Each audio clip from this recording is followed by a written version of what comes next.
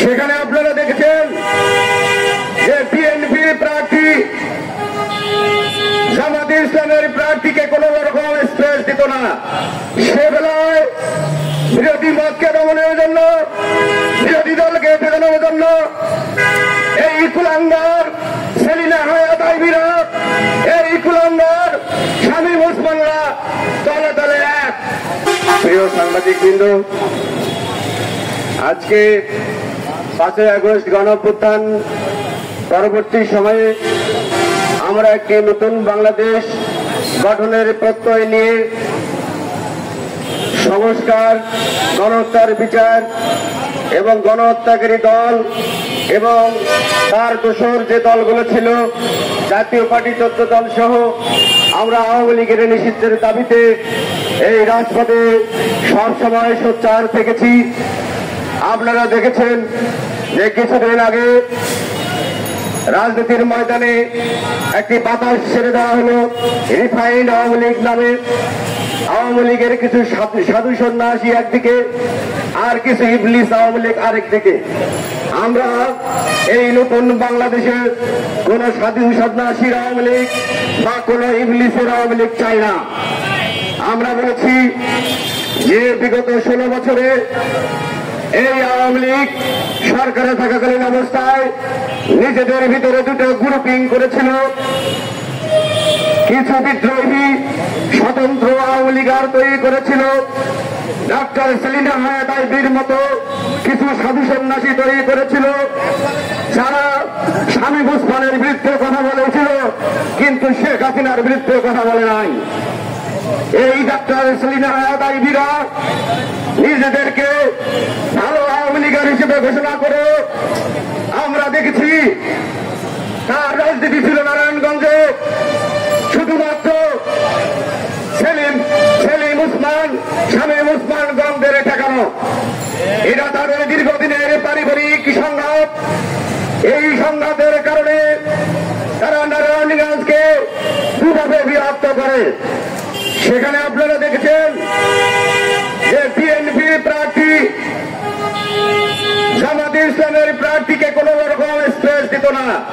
সে বেলায় বিরোধী মতকে দমনের জন্য, বিরোধী দলকে ফেরানোর জন্য এই কুলাঙ্গার সেলিনা হায়াত আইবিরা, এই কুলাঙ্গার শামীম ওসমানরা তলে তলে এক। আর জনগণকে দেখাতো যে তারা সন্ত্রাসী শামীম ওসমানের বিরুদ্ধে। আপনারা যদি গাজীপুরের দিকে তাকান, আর এক সাধু সন্ন্যাসী আছে জাহাঙ্গীর আলম, মেয়র প্রার্থী ছিলেন, নিজেদেরকে ভালো আওয়ামী লীগের দাবি করলেন। মিডিয়ার মাধ্যমে মেয়র ইলেকশনকে কেন্দ্র করে তার মাকে ইলেকশন করতে দিয়ে শেখ হাসিনার নির্দেশে বড় একটি নাটক মঞ্চায়ন করল। তারা নিজেদেরকে স্বতন্ত্র প্রার্থী হিসেবে আওয়ামী লীগের হিসেবে জাহির করার চেষ্টা করল। জনগণ দেখল যে আওয়ামী লীগের মনোনীত প্রার্থী হবে, নতুবা আওয়ামী লীগের মনোনীত দামি প্রার্থী মেয়র হবে। তার মানে আমি আর মানু জনগণকে বোকা বানিয়ে এই জাহাঙ্গীররা একবার কোন আওয়ামী লীগের ব্যানারে মেয়র নির্বাচিত হয়েছে, অথবা দু একটি বিদ্রোহী ভালো কথা বলে নিজের মাকে মেয়র প্রার্থী নির্বাচিত করেছে। আমরা দেখেছি যে এই পন্থাটি শেষ পর্যন্ত ফ্যাসিস্ট হাসিনা 7ই জানুয়ারির দামি নির্বাচনে প্রয়োগ করল। ব্যারিস্টার সুমন নিজেদেরকে বাংলাদেশ সুপ্রিম কোর্টের মধ্যে পবিত্র জায়গায় আপনারা দেখেছেন যে সুশীল আইনজীবী হিসেবে নিজেকে জাহির করত। রাস্তাঘাটে খাম্বা পোল যদি বাধা সৃষ্টি করে সেটা নিয়ে লাভ করত, কিন্তু আপনারা দেখবেন কখনো হাসিনাকে নিয়ে কথা বলতো না। তো আজকে তাদের পরিণতি দেখেছেন, আবারও এই সুশীল, এই রিফাইন্ড আওয়ামী লীগ নামে যাকে সভাপতি করার কথা ছিল তিনি এখন বিদেশে। এই অ্যাডভোকেট আব্দুল হামিদ জনগণের পয়সা খরচ করে আপনারা দেখেছেন হিংসাত্মক গল্প তৈরি করত।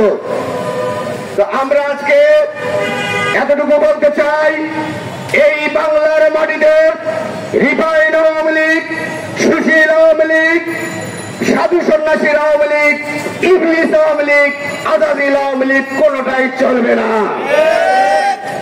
আমরা স্পষ্ট আজকে এই ছাত্র জনতা, এই গণ অধিকার পরিষদ, আমরা গত ফেব্রুয়ারি মাস থেকে রাজপথে আওয়ামী লীগ নিষিদ্ধ এবং গণহত্যার বিচারের দাবিতে সোচ্চার আছি।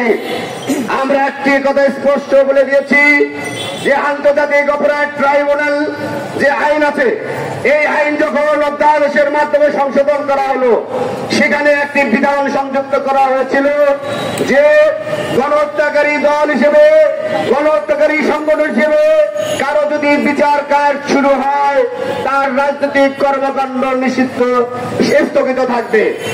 কিন্তু পরবর্তীতে কোন এক বিশেষ কারণে কার চাপে এটাকে আর সংযুক্ত করা হয় নাই। 1978 সালের পলিটিক্যাল পার্টি অর্ডিন্যান্স আছে, যে অর্ডিন্যান্সের মাধ্যমে রাজনৈতিক দলকে নিষিদ্ধ করা যায়।